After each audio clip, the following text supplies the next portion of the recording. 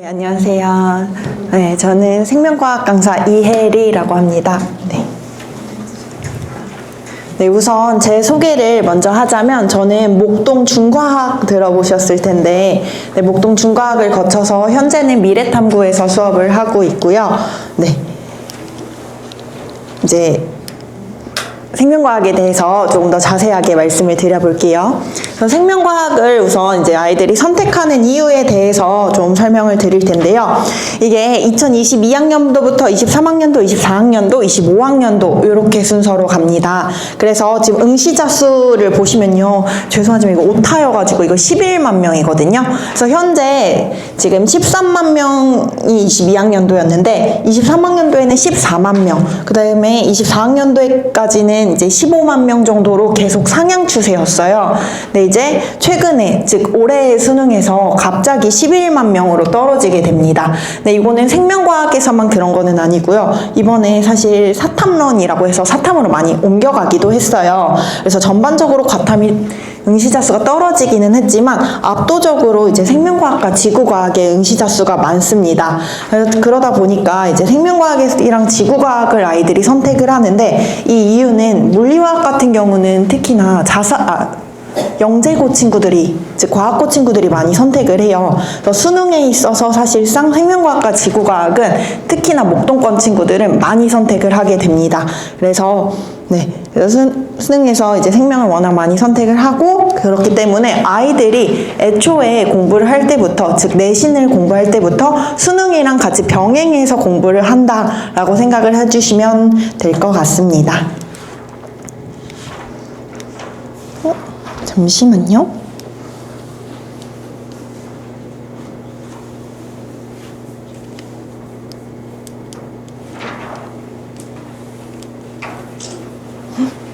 잠시만요.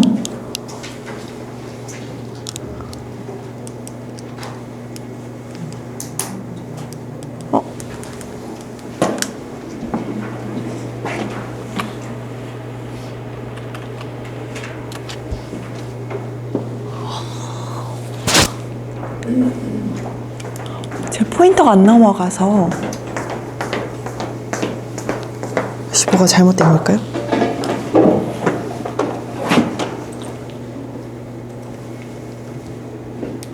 네. 감사합니다. 죄송합니다. 네, 그래서 생명과학의 목차에 대해서 좀 설명을 해드리자면요. 여기가 1학기 중간고사 범위고요. 그 다음에 1학기 기말, 2학기 중간, 2학기 기말 이렇게 순서가 되는데요. 지금 갈색깔 부분으로 되어 있는 부분이 아이들이 어려워하는 중킬러와 킬러 부분입니다. 그래서 결국에는 고난이도 단원에서 등급이 나뉜다 이렇게 생각을 해주시면 되고요. 특히 1학기 중간고사 같은 경우에는 자극의 전달과 근수축이 들어가는 학교도 있고 안 들어가는 학교도 있습니다. 그래서 뭐 양정고나 목동고 같은 경우는 여기 앞에까지만 들어가게 되고요. 그 다음에 그 외에 나머지 학교들은 자극의 전달까지 들어가고 그 외에 몇몇 소수의 학교, 뭐 여의도고 이런 학교들은 근수축까지 들어간다 이렇게 봐주시면 될 것 같고요. 그러다 보니까 그 시험 분석에 대해서는 이따가 말씀을 드릴게요. 그 다음에 1학기 기말고사에 들어가면 이제 신경계, 그 다음에 항상성 조절, 방어작용 이렇게 들어가게 돼요. 근데 아이들이 이제 1학기 기말고사에 딱 들어가면 무슨 얘기를 하냐면 생명과학이 생각보다 어려워요 라고 말을 합니다. 그래서 단순히 생명과학을 개념적으로 접근하다 보니까 아이들이 쉽게 생각하는 경향이 있는데 문제를 풀다 보면은 개념이 전부가 아니거든요. 그래서 조금 다르다라고 말씀을 드릴 수 있고요. 2학기 중간고사는 들어보셨겠지만 유전이 들어갑니다. 유전 같은 경우에는 워낙 악명이 높아서 굉장히 어렵다라고 생각을 해주시면 되고요. 조금 생명이라고 생각하지 마시고 그냥 문제풀이를 배우는 스킬을 배워야 한다라고 기억을 해주시면 될 것 같습니다. 그 다음에 마지막은 이제 생태계 단원이고요. 유전이 굉장히 어렵다 보니까 여기서 등급이 너무 잘 나뉘어요. 그래서 생태계는 비교적 쉽기 때문에 유전병, 여기 마지막 사람의 유전병 단원을 밑에 껴서 같이 넣게 됩니다. 그래서 조금 더 아이들의 등급을 나누고자 하는 게 시험의 특성이다 이렇게 봐주시면 될 것 같고요. 그 다음에 이제 시험별 분석에 대해서 조금 더 자세하게 말씀을 드리자면 1학기 중간고사 같은 경우는 1, 2단원 아까 말씀드렸던 여기 앞부분 부분만 들어간다면 1등급 컷이 항상 100으로 나와요. 그래서 굉장히 1등급 맞기가 어려운, 즉 실수 하나만 해도 1등급이 이제 안 되는 그런 상황이 벌어지고요. 그 다음에 이제 자극의 전달이 들어간다 하면은 80대 후반에서 90대 초반까지 이렇게 등급컷이 좀 떨어지는 현상을 보실 수 있습니다. 그래서 자극의 전달이 얼만큼 중요하냐 하면요, 시험 전체에서 자극의 전달 한 유형만 거의 한 3문제에서 5문제 사이로 나오게 됩니다. 굉장히 비중을 많이 차지하고 있다라고 말씀을 드릴 수 있고요. 1학기 기말고사 같은 경우는 암기와 응용이 모두 돼야 됩니다. 그래서 제가 아까 전에 말씀드렸는데 아이들이 생각보다 어려워하는 단원이에요. 그래서 그런 부분에 있어서 그래프 분석을 굉장히 잘 해야 한다. 즉 이해와 암기가 모두 중요한 단원이라고 말씀을 드릴 수가 있고요. 그 다음에 2학기 중간고사 같은 경우는 매우 어렵다는 그 유전에 해당을 하고요. 그러다 보니까 매우 어려워서 총 3번 정도, 3번 이상의 아이들이 3번의 커리큘럼을 좀 따라갔으면 하는 바람은 있거든요. 그래서 그게 어떻게 보시면 되냐면 예비고이 때 한 번, 그 다음에 여름방학 특강 때 유전만 하거든요. 그래서 유전 특강 한 번, 그 다음에 마지막에 중간고사 대비 때 한 번, 이렇게 해서 총 3번의 커리큘럼을 따라가야지 아이들도 겨우 따라갈 수 있는 정도다라고 말씀을 드릴 수 있을 것 같아요. 네, 그 다음에 2학기 기말고사 같은 경우는 유전 소단원 한 개랑요, 그래서 아까 말씀드렸던 사람의 유전병 단원과 생태계 단원이 들어가게 되고요. 유전은 굉장히 어렵다라고 말씀을 드릴 수 있고, 그 다음에 생태계 같은 경우는 통합과학이 생태계가 너무 쉬워서 아이들이 생태계를 너무 쉽다라고 이제 착각하는 경우가 있는데, 통합과학보다는 훨씬 더 어려운 난이도의 생태계이긴 합니다. 근데 이제 유전에 비해서 많이 쉽다 보니까 아이들이 쉽다라고 더 느끼는 것 같아요. 네, 그래서 기출 분석에 대해서 말씀을 드리자면 이제 제가 몇 학교만 가져와 봤어요. 그래서 이화여고랑 뭐 양정고 이렇게 있는데, 이화여고 같은 경우는 첫 번째 거는 21년 기출 모평에서 따왔고요. 그 다음에 양정고 이 시험 같은 경우는 23학년도 6월 모평에서 가져왔다, 이렇게 보여드릴 수 있고, 네, 양정고의 수능 완성도 들어가게 돼요.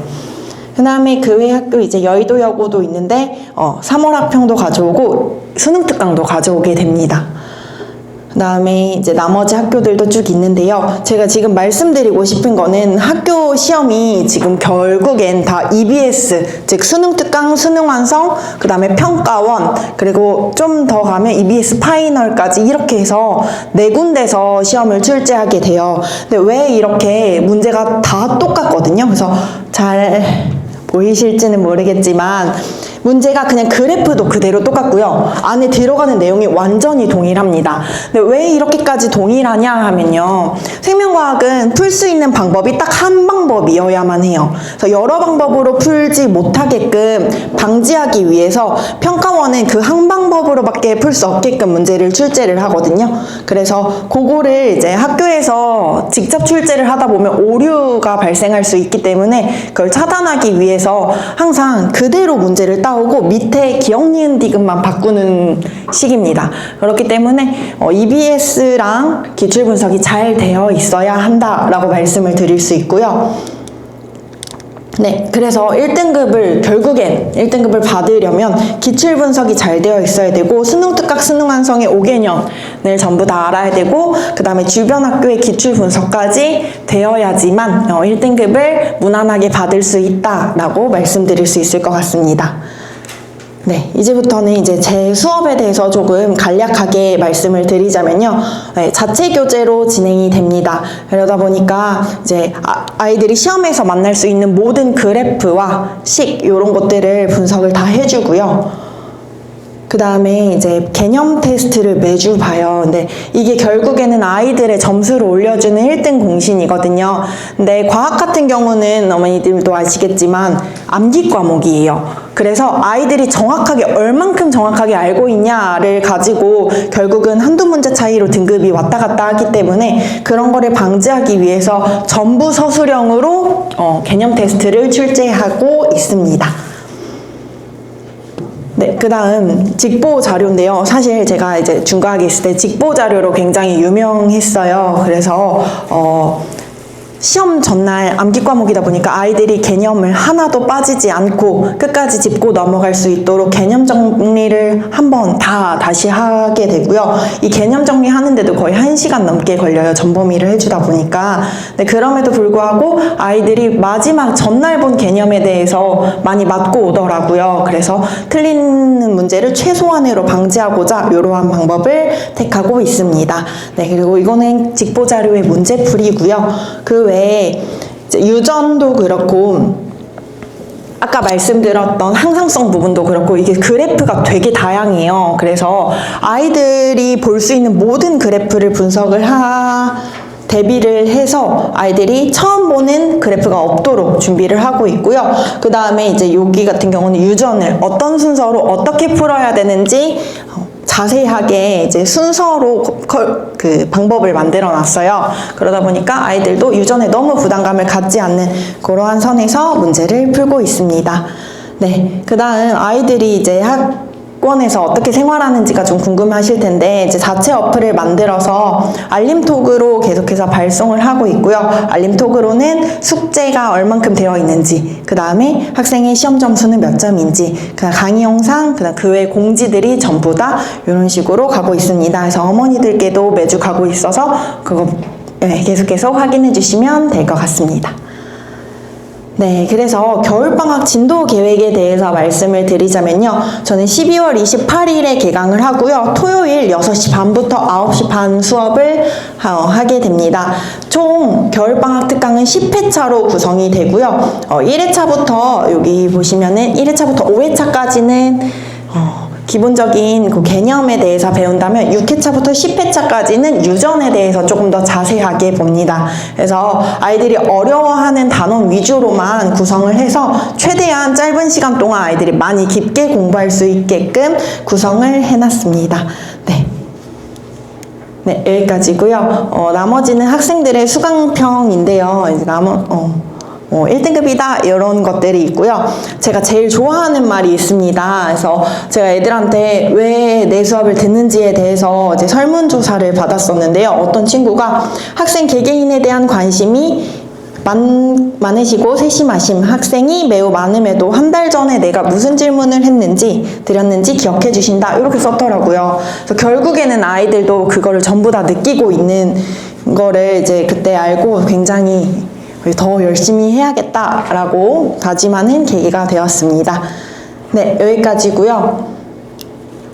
저는 결과로 항상 보여드리기 때문에 결과로 증명하는 그런 강사가 되겠습니다. 네, 지금까지 생명과학 강사 이혜리였습니다. 감사합니다. 혹시 질문하실 거 있으신가요? 아이고, 괜찮으신가요? 네, 여기까지. 그럼 저는 네, 감사합니다. 네, 저는 물러가 보도록 하겠습니다. 감사합니다.